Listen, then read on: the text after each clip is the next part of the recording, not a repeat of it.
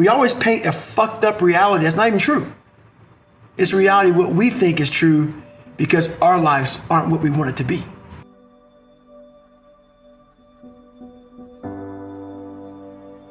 I realized that God wasn't going to give me a get out of jail free card. And from the time I was born into the time I was 19 years old, my life had these hurdles. I constantly hit obstacles, obstacle after obstacle after obstacle. And I had to figure out how to manage suffering, how to deal with it, because it'd be part of my life forever. At least that's what I thought. So in order to deal with it, I had to be able to conquer it and overcome it and deal with it and know that in this suffering, there has to be some kind of growth. With every obstacle, I look at it as friction now. Without friction, there is no growth. You have to have friction in your life to grow. So I started looking at all these different things versus the woe is me mentality. Like, oh my God, look at my life. My life's so fucked up. I come from this fucked up family. I'm being beaten. I'm being abused mentally, physically. I started looking at it as the perfect trial ground. So I had to flip it upside down and say, okay, I'm suffering tremendously, mentally. Use this to your advantage versus your disadvantage. So that's what I did. Versus looking at it as like, oh my God, woe is me, I'm never gonna get out of here. I looked at it as, okay, hang on a second. If I can overcome this, if I can find some power in this, some way to get through this, that right there will be the fuel for the rest of my life. And so I found great strength in suffering. Great strength in it because why? Through all of that, it started to callous my mind over the victim's mentality. This whole thing about suffering, yeah, it sucks. Really bad. Really, really bad. But we all live on this side of suffering. On this side, this nice box that's very comfortable, that we know when everything's gonna happen. We're in it, it's good. We know how everything's gonna turn out. It's those few people who are willing to go on this side of suffering. And once they get through that, ask him how he feels now. His mind, how far he grew. In that short period of time, he grew so much more than the normal person because he was willing to go outside himself. Because on the other end of suffering is greatness. It's not over here. So a whole bunch of us, we put ourselves in this great box. And in that box, there's no suffering in it. So what we do is we shelter ourselves from greatness. So for me, for instance, I was 300 damn pounds at one time in my life. Sprayed for cockroaches, made $1,000 a month. I was living in that box. I would sometimes look over the box and I saw hell, suffering, storms, avalanches, tornadoes. I don't want to go over there, but I knew if I can get through that shit mentally, on the other side was a 185-pound person who's a Navy SEAL, went through Ranger School. Only person to do this, only person to do that, only person to do this.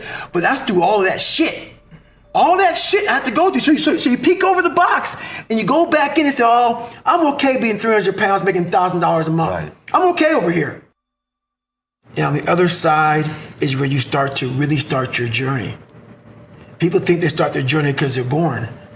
No, there's a lot of people in graves who have lived 100 years and have never started their real journey. Your real journey starts when you go outside that box and you start climbing mountains. You start climbing mountains. And you think you're at the top of the mountain, you go down the other side of it, think, I'm here. And you look up, fuck, there's another fucking mountain. And it goes on, and it goes on, and it goes on. And just when you're getting ready to quit, you crest that final mountain, you get down and you look, and there you are. And it starts to make sense to you then. It doesn't make sense to you until you get outside that fucking box. I'll talk to so many fucking people, and what I say is not for everybody. So many people don't have any clue on what the fuck I'm saying because they're in this box, and it's their brain. You first must go through suffering to find that great peace we're all looking for. A lot of us want to have, there's a lot of books out there about this 5 steps. Do this, do this, do this, get there. No, man, it's not that easy. To find real, permanent peace and enlightenment, you must go to the dark side of who you are. I could have easily just shoved my whole life under a rug and went straight to peace. Are you happy there? You overcame nothing. You jumped hell, you skipped hell, you forego this part of your life, you skip it and go right to peace. So you always have this thing back here that's haunting you, and that's that darkness. You must go into the darkness to truly find that light that you're looking for, because that's what's on the other side of that. People get it all wrong, man. You have to face suffering. You have to face this dark side, this darkness. And there's a lot of energy in there. There's a lot of goodness in there that you can use to find greatness. But you cannot find your peace you're looking for in yourself until you've overcome yourself. I think that when you die, this is just my own mindset, that you arrive in line. It helps me to get past a lot of things. You arrive in line, and let's say you're in front. Let's say you die right before me, and you're in line, and God's sitting there with the clipboard, okay? Sitting there with the clipboard, like me and you're sitting right now. He's looking at you, and he says, hey, you made it to heaven, good job, okay? And then he shows you the clipboard of what your life should have been. So you live this life that you thought you pushed so hard. Then you look at the clipboard. Let's say myself, this is now me, I'm talking about myself now. And let's say I got to heaven weighing 300 pounds. I was a guy that worked for Ecolab, which is a guy that kills cockroaches for a living, which is fine, it's a job. But then I look at this, and that's how I died. I look at this, and it says on here what I should have been, because God's all-knowing, right? I look at this, and it said you should have been 185 pounds, you should have broke Guinness Book of World Records, you should have been a Navy SEAL, you should have been this, you should have been that, you should have lived this great life, you should have been an inspiration, you should have inspired millions. And then you get the clipboard back to God. Let's say you lived 80 years on earth, and now you realize that you lived here being a shell of who the fuck you should have been. So now you're in heaven. But are you really in heaven? Because now you see how much you fucking left down there on earth. The root cause of the quitter isn't that you can't do 100 fucking push-ups.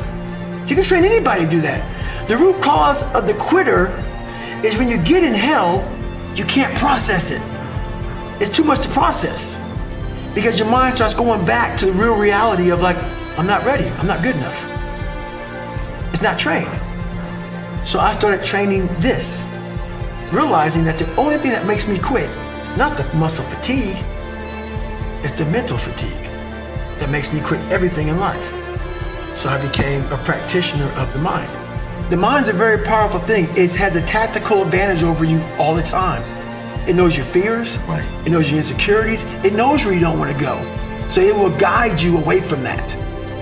And that's why the mind will always win until you reprogram it. It will always win until you fucking reprogram it. Because the mind controls you. Why is that? It's your fucking mind. It's your mind. Because all those things that happen to you in your life, all those bad things, all those things that you blame other people for, they're now yours to own. You got to figure out a way to reprogram your mind to get outside the box.